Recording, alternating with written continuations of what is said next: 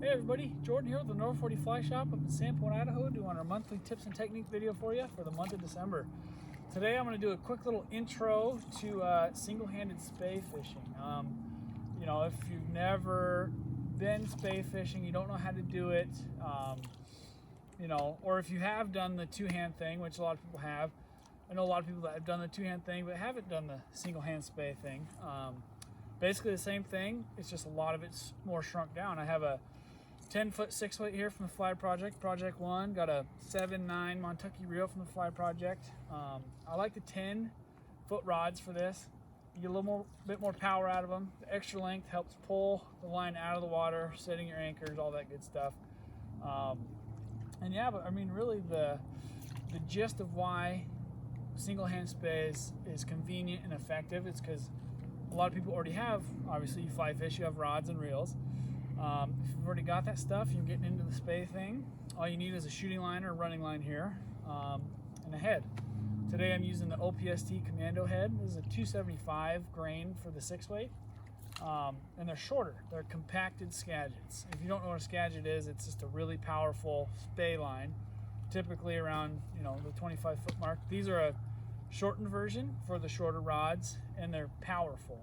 The way you load them is the same way you'd cast a two-handed rod, with the peel, anchor, and cast. But yeah, this is just a quick introduction to kind of, you know, if you've had questions about it or you're interested in getting into the single-hand spey thing, just to kind of hopefully answer some questions for you. Basically how it's set up, you got rod, reel, backing, shooting line, to a head, to a tip. You know, you can do floating tips all the way to really heavy sinking tips to, you know, you adjust per your application, and a leader. So yeah, I'd like to show you guys just a couple of basic casts today to get you started, especially if you've never done the spey thing. I know that a lot of people have questions about the spey. It's a whole new animal from overhand casting a regular fly rod. So let me show you something. So what you do is, having current really helps with spey. Put your line below you, and where the shooting line connects to the head from the loop-to-loop connection, you put that connection right at the tip of the rod. And the single spey is the one I'm going to show you here. It's basically real similar to a roll cap. So what you do is just like that. I come across here, coming out of a swing. I'm going to get that there. I lift up, get the sink tip and the fly near the surface, come across, form a D-loop, and shoot it forward, clears the line, and you're in the swing right away.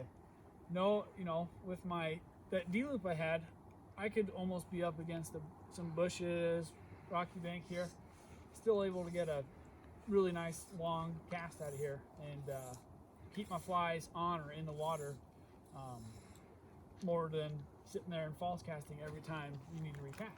So here it is again.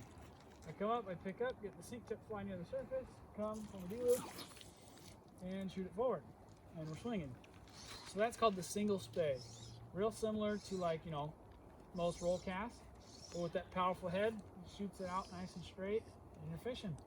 And the other cast, after you've mastered that one, is called the double spey. So what you do is you start downstream of you again, you pick up, and you lay it all out in front of you, put your anchor down here, come across, D-loop, and forward. This cast, as you can see, works good at going across the river, whereas the single spey is good at going quartering downstream in a swing.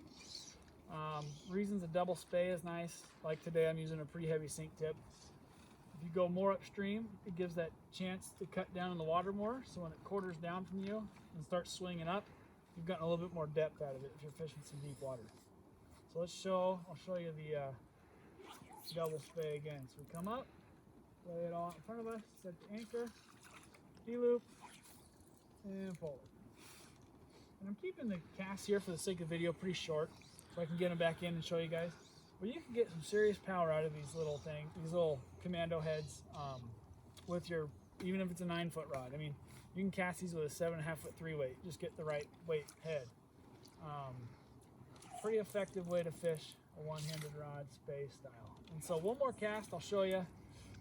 This is called a snap T. A little bit more steps, very similar to the double spey, but it's really nice for heavy sink tips, big flies, and casting with wind.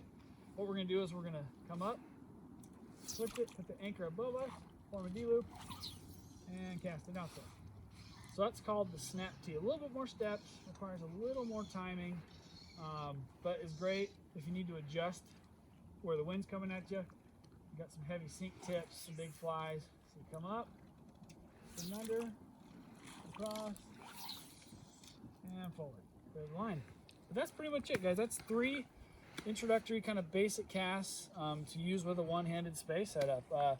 There's other products out there too. I've got a Scientific Angler shooting line on here with the OPSD, but we offer what's called a Scout from Airflow. Same idea, a short head for one-handed, or you can put it on two-hander too. Scientific Angler has their Spey Light line, which is an integrated line, so it's all one piece like a regular old fly line, but it's got that really nice short Skagit style head on it for doing this one-headed Spey.